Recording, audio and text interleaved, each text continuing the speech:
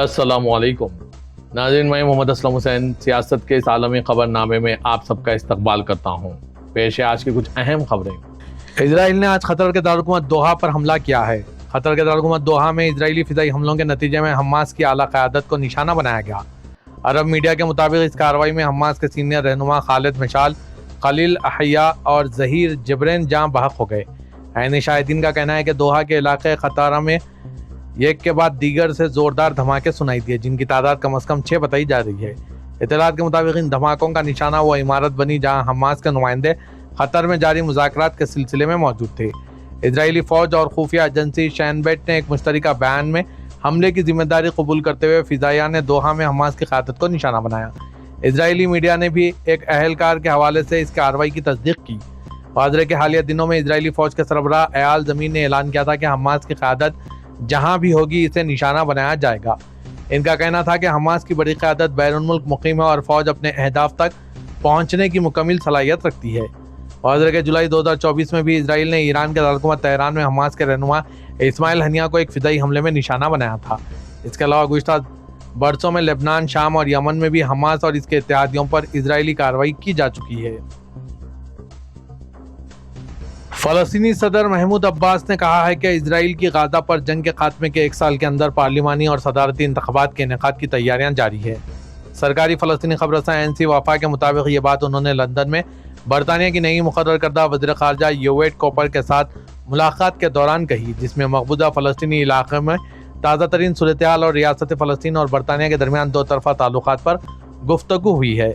महमूद अब्बास ने इस दौरान फ़लस्तीनी तरजीहात को दोहराया। फौरी और मुस्तकिल जंगबंदी, गाज़ा में इंसानी इमदादी की मुकम्मल रसाई को यकीनी बनाना, यरगुमालियों और कैदियों की रिहाई, काबिज़ अफ़वाज का इनखला और जल्द ही बहाली और तामीर नौ का आगाज़। उन्होंने बरतानिया के इस तारीख़ी फ़ैसले की तारीफ़ की कि वो इस माह के आखिर में न्यूयॉर्क में हुई बैनुल-अक़वामी अमन कॉन्फ्रेंस से कबल रियासत फ़लस्तीन को तस्लीम करने के अपने इरादे का ऐलान करेगा। उन्होंने इसे एक तारीख़ी नाइंसाफ़ी की इस्लाह और अमन के हसूल के लिए एक नए उफ़क़ का आगाज़ करार दिया।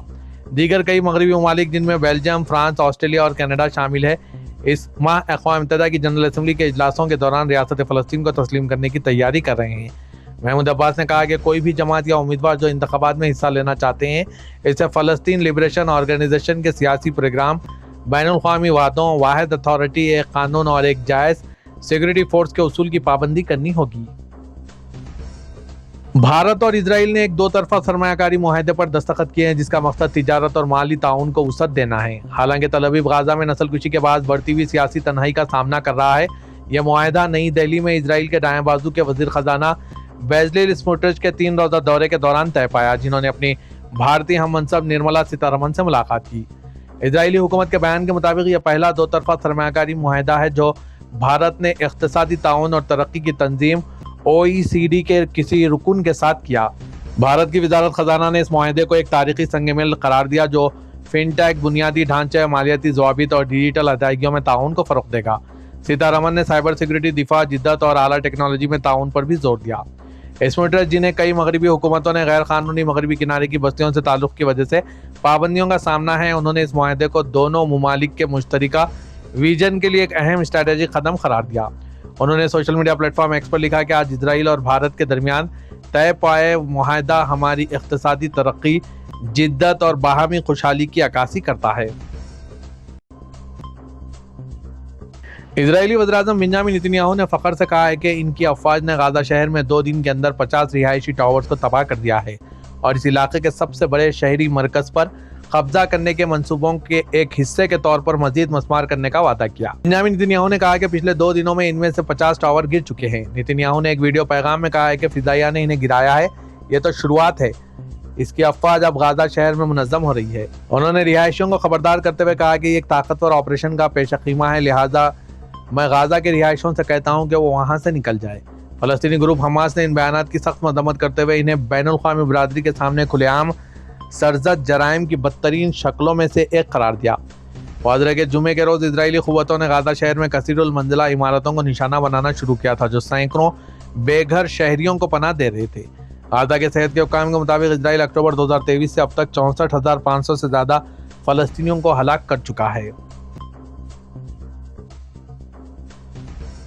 चीनी सदर शी जिनपिंग ने शुमाली कोरिया के क़याम की 77वीं सालगिरह के मौके पर शुमाली कोरिया के रहनुमा किम जोंग उन को मुबारकबाद देते हुए कहा है कि चीन शुमाली कोरिया के साथ स्ट्रैटेजिक राब्ते बढ़ाने के लिए तैयार है।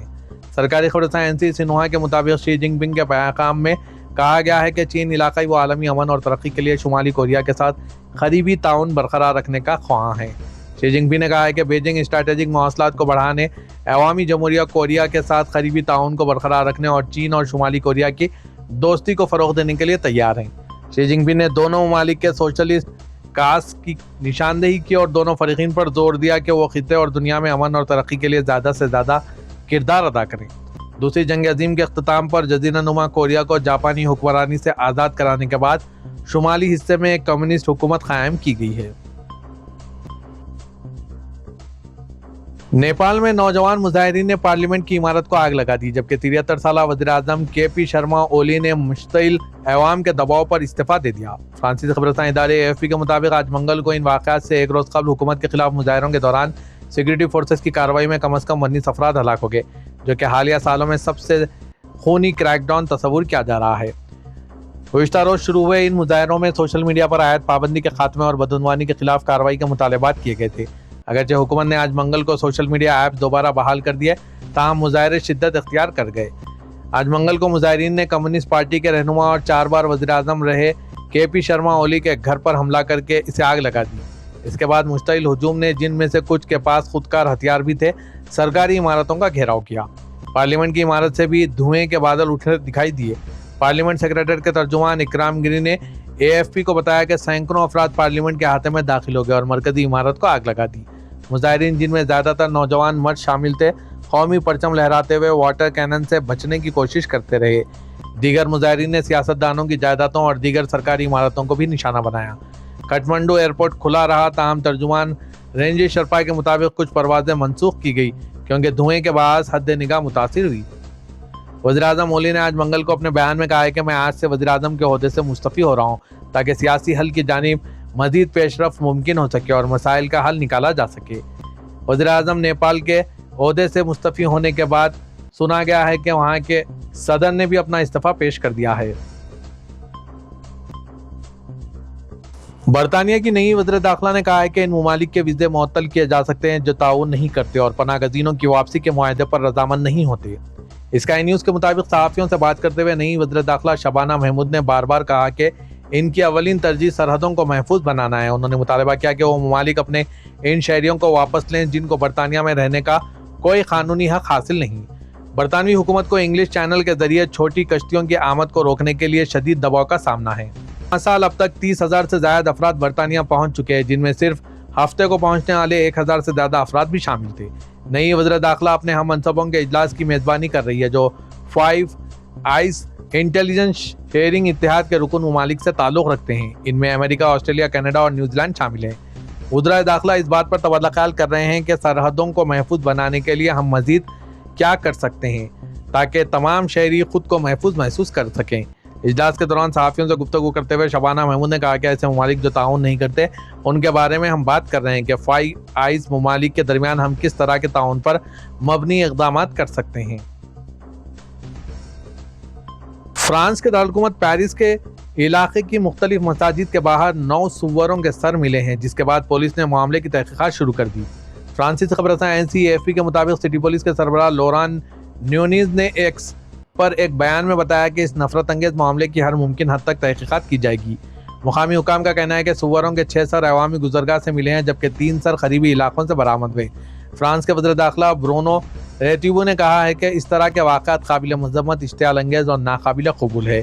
इनका मज़ीद कहना था कि मैं अपने हम वतन मुसलमानों से कहता हूँ कि वो अपने मजहबी फ़राइज़ पुरअमन अंदाज में जारी रखें। पेरिस की जामा मस्जिद के रेक्टर हाफिज़ शम्स-उद-दीन ने इस्लामोफोबिया की कार्रवाइयों की मज़म्मत करते हुए इसे मुसलमान मुखालिफ नफरत में इजाफे का एक नया और अफसोसनाक मरहला करार दिया। वाज़ेह है कि यूरोपीय यूनियन में सबसे बड़ी कम्युनिटी मुस्लिम फ्रांस में रहती है और इसके साथ साथ इजराइल और अमेरिका से बाहर यहूदियों की सबसे बड़ी आबादी भी यहीं मुकीम है। यूरोपीय यूनियन की एजेंसी बराए बुनियादी हुकूक़ के मुताबिक अक्टूबर 2023 में गाज़ा जंग शुरू होने के बाद से यूरोपीय यूनियन के कई ममालिक में मुसलमानों के खिलाफ नफरत और सह्योनी मुखालिफ जज्बात में इजाफा हुआ है। افغانستان میں طالبان حکومت نے یونیورسٹیوں میں پڑھائے جانے والے کئی مضامین ختم کر دیے ہیں اور سینکڑوں کتابوں پر پابندی لگا دی ہے، جس کا مقصد نظام تعلیم کو اسلامی شریعت کے مطابق ڈھالنا بتایا گیا ہے۔ افغانستان کی وزارت تعلیم نے اعلان کیا ہے کہ اعلیٰ تعلیمی اداروں کے 18 مضامین بند کر دیے گئے ہیں، 679 کتابیں نہیں پڑھائی جائیں گی، جبکہ 201 مضامین کا استرنو جائزہ لیا جائے گا۔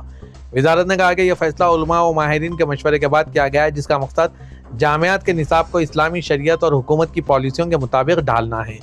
العربیہ.net کے مطابق حذف کیے گئے مضامین میں سیاسیات اور قانون سے متعلق موضوعات خاص طور پر شامل ہیں۔ بنیادی حقوق، سیاسی اسلام کی تحریکیں، انسانی حقوق، جمہوریت، افغان آئین، خواتین کا سماجی کردار، تعلقات عامہ میں خواتین کا کردار، سیاسی نظام، سماجی علوم اور جنسی ہراسانی جیسے مضامین نصاب سے خارج کر دیے گئے ہیں۔ ماہرین تعلیم نے العربیہ.net کو بتایا کہ بعض کتابیں تو جامعات کی شریعت فیکلٹیز میں بھی پڑھائی جاتی تھی اور انہیں ماہر فقہ کی نگرانی میں شامل کیا گیا تھا۔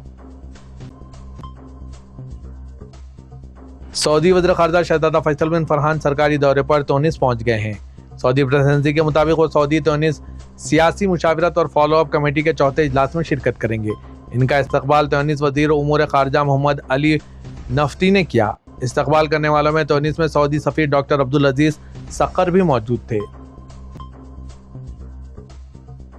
سعودی عرب کے قومی مرکز برائے فضلہ انتظام نے بغیر اجازت نامے کچرا جلانے کے خطرات سے خبردار کیا۔ سابقہ ویب سائٹ کے مطابق مرکز نے کہا کہ کوڑا جلانے کی خلاف ورزی انتہائی خطرات میں شامل ہے۔ مرکز نے ایکس کے ذریعے بتایا کہ کھلے عام کچرا جلانے کی خلاف ورزی پر جرمانہ 10 ملین ریال تک ہو سکتا ہے۔ یہ جرمانہ ماحول اور صحت عامہ کے تحفظ کے ساتھ ساتھ ان غلط طریقوں کو روکنے کے لیے ہے جو معاشرے اور قدرتی وسائل کو نقصان پہنچاتے ہیں۔ مرکز نے اس بات پر زور دیا ہے کہ کچرے کو درست طریقے سے ٹھکانے لگایا جائے اور کچرے کو بے ترتیبی سے جلانے سے اجتناب کیا جائے، کیونکہ ہر باشعور فیصلہ ماحول اور انسانی صحت کے تحفظ میں کردار ادا کرتا ہے۔ موٹر سائیکل بنانے والی مشہور جاپانی کمپنی یاماہا نے پاکستان میں اپنی مینوفیکچرنگ بند کرنے کا اعلان کیا۔ آج منگل کو یاماہا موٹر پاکستان کی جانب سے جاری ہوئے باضابطہ بیان میں کمپنی نے کہا ہے کہ ہماری بزنس پالیسی میں تبدیلی کی وجہ سے ہم آپ کو آگاہ کرنا چاہیں گے کہ ہم موٹر سائیکلوں کی مینوفیکچرنگ بند کر رہے ہیں۔ ہم آپ کے اتنے برسوں کی حمایت اور ہم سے جڑے رہنے پر تہ دل سے شکریہ ادا کرتے ہیں۔ یاماہا کی موٹر سائیکلیں پاکستان کے دیہی اور پہاڑی علاقوں میں نہایت مقبول ہے اور کافی پائیدار سمجھی جاتی ہے۔